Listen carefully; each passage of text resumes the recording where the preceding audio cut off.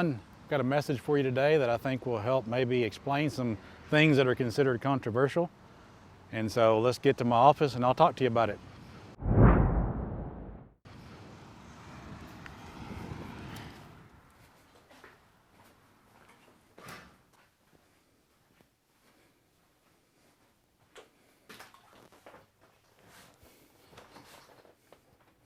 I don't know about you, but most people love the sound of musical instruments. Musical instruments can bring out many emotions. Professionals have done scans of the brain while people listen to music, and it shows that music affects all parts of the brain. You can see activity in the left, the right, and the front, the back, and also including all the inner and outer parts. It's truly amazing. Have you ever heard of the Mozart effect? It's said that if you listen to classical music, that it will stimulate your brain and it can cause you to raise your IQ as high as 9 points. If you listen to classical music while studying, it's supposed to help you to retain the information more. Another powerful feature of music is music therapy.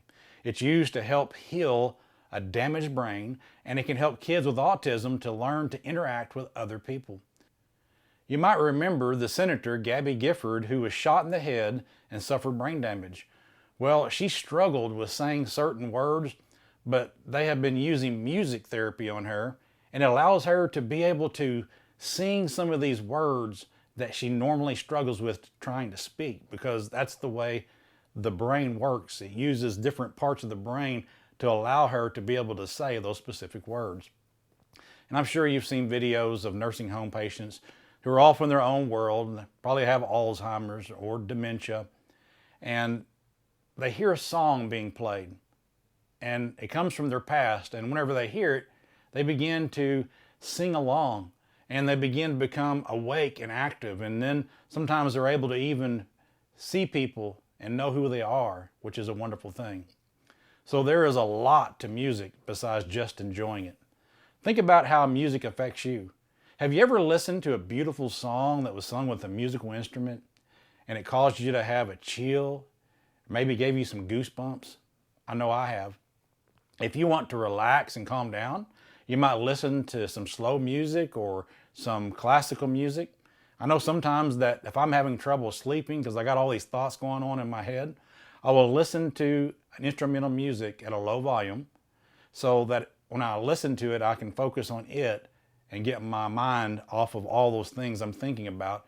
And a lot of times this will help me get to sleep. Have you ever been driving down the road when a powerful, fast song comes on? What happens? Well, for me, my energy level, it goes up. And I have to be real careful because whenever one of those fast-paced songs come on, my foot wants to push down on that gas pedal and I could find myself speeding. Others use music to set the mood for a romantic night by playing love songs. Of course, there are many other styles of songs that people use for various reasons. As I mentioned earlier, music can invoke certain emotions. For example, whenever you see someone crying, why are they crying? Are they sad? Are they tears of joy? Or perhaps they found something so beautiful that it moved them to tears.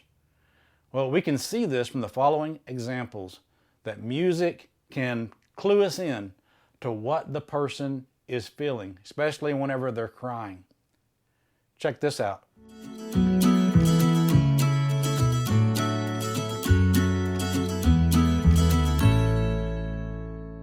Well, what do you think? Well, with this happy music, I think most would probably conclude that these are happy tears. How about this next one?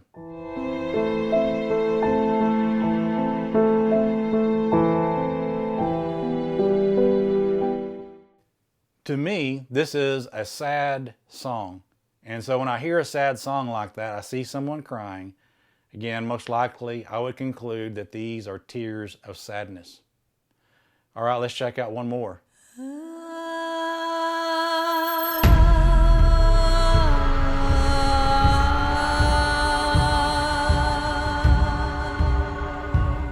Now, this one might be a little bit more difficult to discern, but to me, this particular music kind of lets me know that maybe they are looking at something and they're hearing this music and it's a sense of awe. And so they're being moved to tears because they find it so beautiful.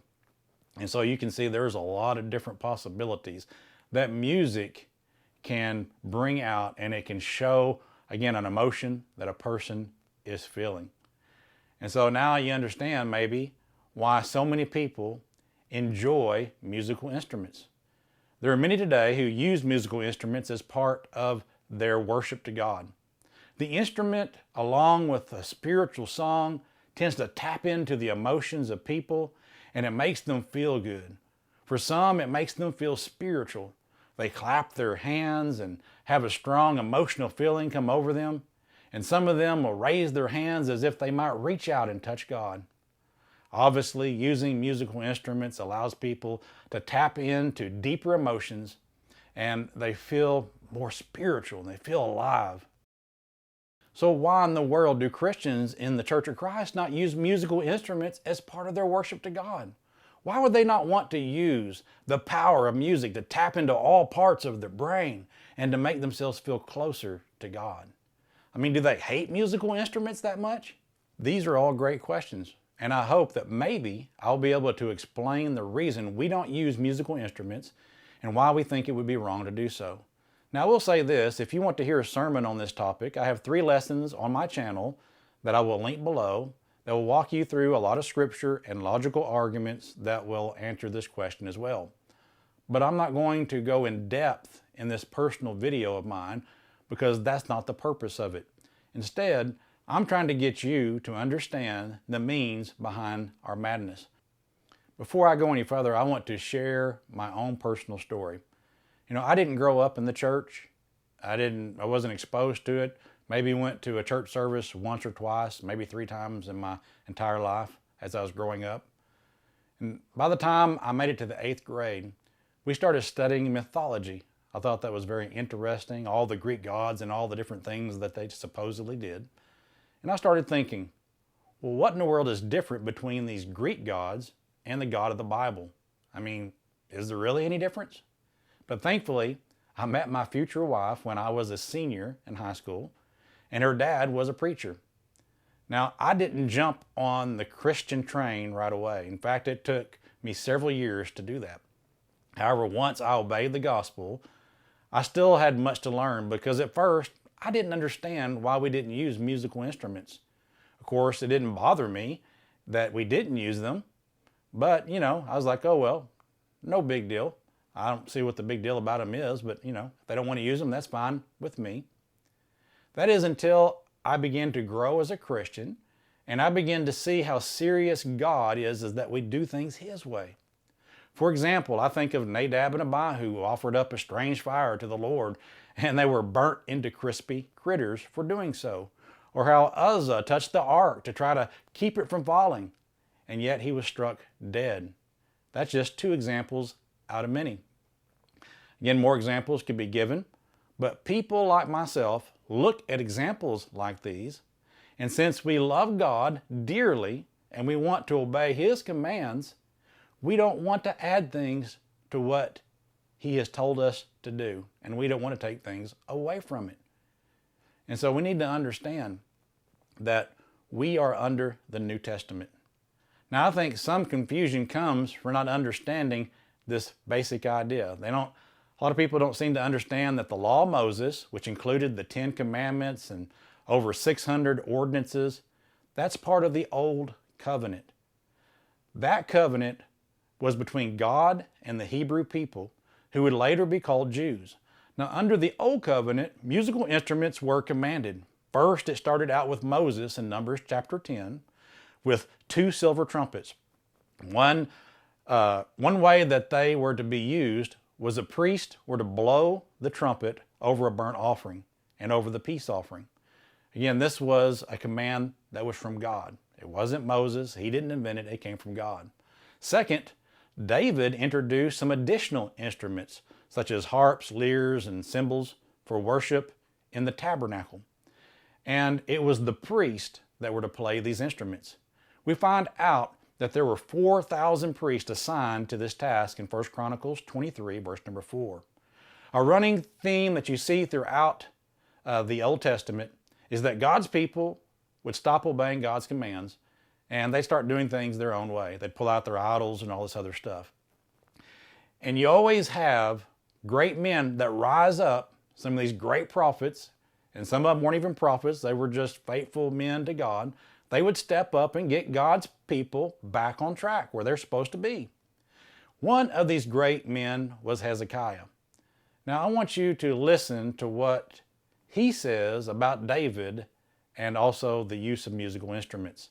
2 Chronicles 29 verse 25 says, "And he stationed the Levites in the house of the Lord with cymbals, with stringed instruments, and with harps, according to the commandment of David of Gad, the king's seer, and of Nathan the prophet, for thus was the commandment of the Lord by his prophets." You see, David is not the one who introduced the new musical instruments as part of their worship. And what I mean by that is he didn't command them by his own authority. Instead, we learn that these musical instruments were commanded by God through his prophets. That is how things are supposed to be done. Now later on, Ezra and Nehemiah also restore the children of Israel, restore them back to where they are supposed to be. And one of the things that they mention is that the musical instruments are to be used as David commanded by the authority of God. You can see this in Ezra 3:10 and also Nehemiah 12 verse 24. What I believe is important to understand is that under the Old Covenant, God commanded that a select number of priests were to play these musical instruments. When these Jews started straying from God and his commands, these mighty men who bring them back to God, they want them to go back to the original plan that God had in place, which included musical instruments and, of course, also many things about observing the Passover correctly and a lot of other things that were involved in the law that they weren't doing right. Again, it's about doing it God's way. So when Jesus comes on the scene and lives his perfect life and then dies on the cross and is raised from the dead, he brings forth a new covenant that was no longer just for the Hebrew people, but for everyone. It's called a better covenant.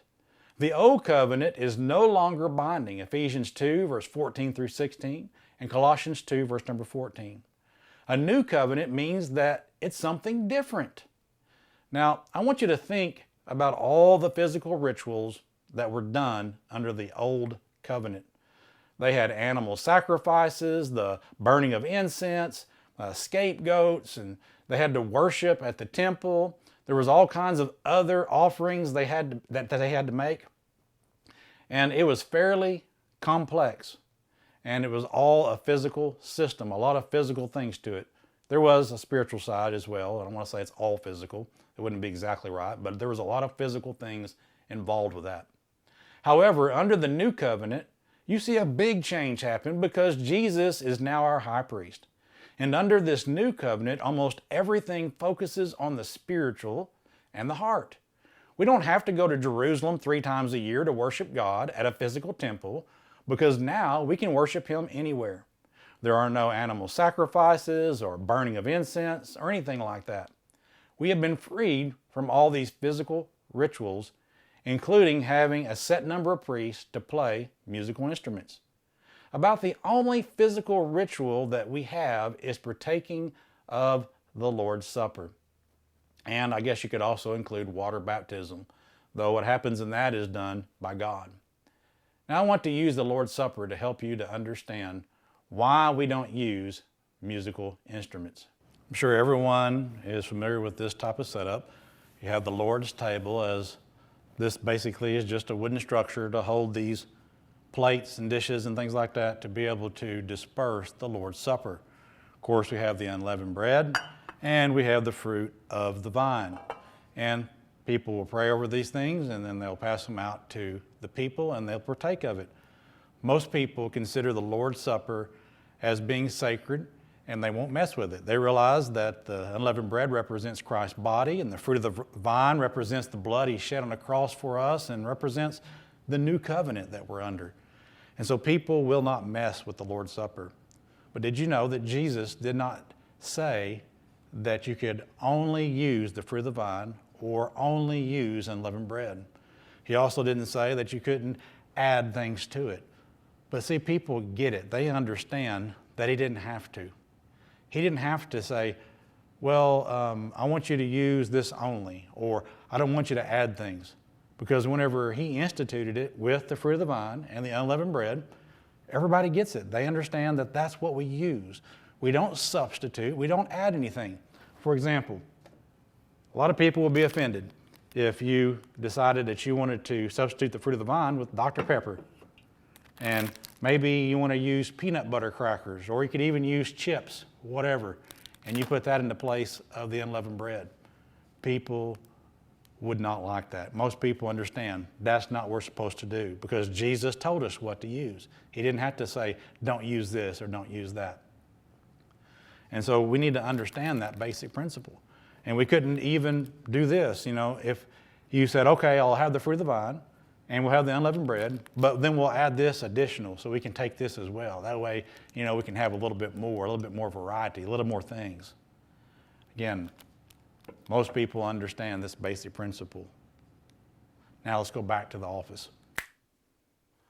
Under the Old Covenant, God commanded that musical instruments were to be used. But under the New Covenant, God commands that we sing, and that the instrument that we are to use is our hearts. Ephesians 5 verse 19 and Colossians 3 verse 16.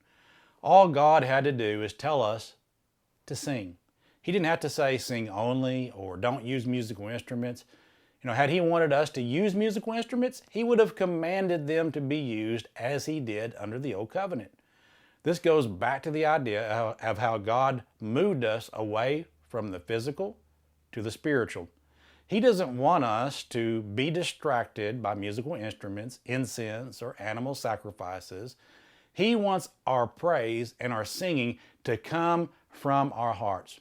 While musical instruments can certainly make you feel emotion, I can promise you that when you're singing from your heart with your brothers and sisters in Christ, and you know that your singing is being heard by God and that he is pleased with it, unless you're dead, you are going to feel a deep emotion and connection with God without having to use musical instruments.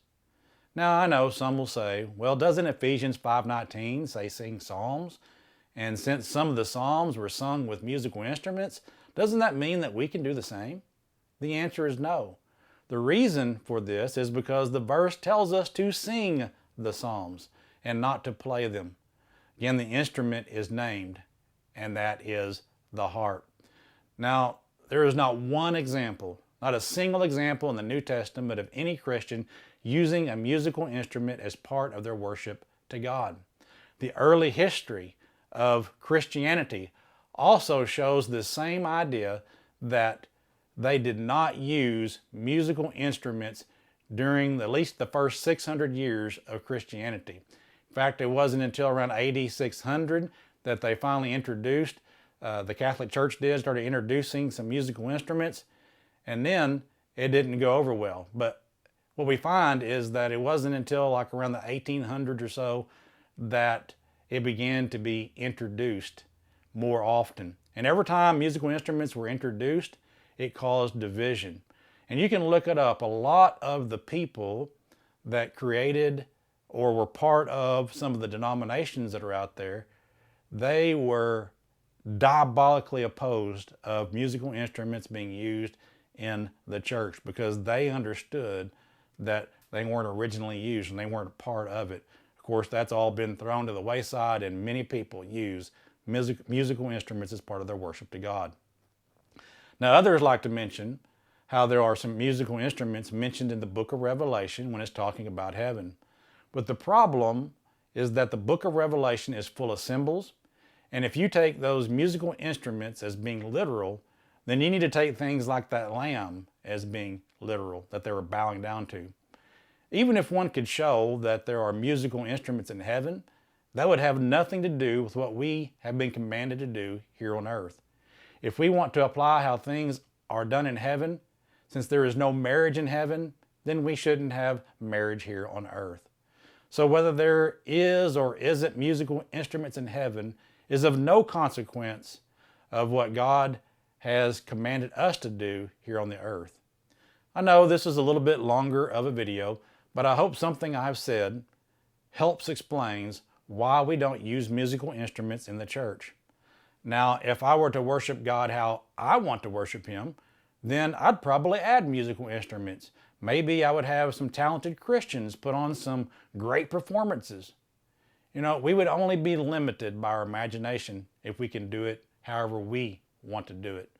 But that's not what it's about. It's about, what does God want? What did He command? You know, just as He specified the way He wanted things done under the Old Covenant, there are specific things that He wants done under the New Covenant. And as much as I would love to do things my way, I love my God enough to honor His ways. He commanded us to sing, and so that is what I will do for Him. Just as I would not add chips and soda to the Lord's Supper, I will not add musical instruments to my singing. You see, it's not about what I want. Again, it's about what He wants. So that is the answer of why we don't use musical instruments as part of our worship to God.